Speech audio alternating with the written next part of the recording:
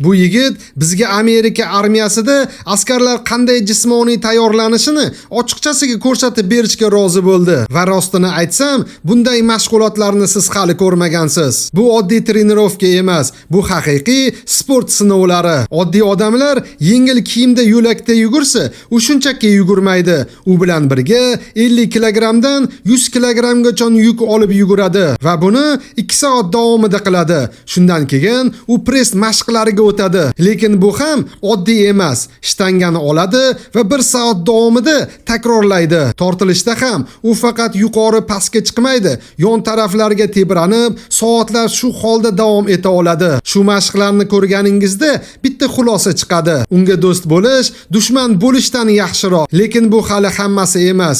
U yerda ayollar ham shu tarzda mashq qiladi. Ular erkaklardan qolishmaydi. Ba'zi mashqlar esa hatto yanada og'irroq. Ular shunchalik baquvvat va chidamliki, ular bilan tortishish ma'qul emas. Endi savol, sizningcha bunday darajadagi tayyorgarlik insonni kuchli qiladimi yoki oddiy odamdan uzoqlashtirib yuboradimi? Fikringizni kommentariyada yozib qoldiring.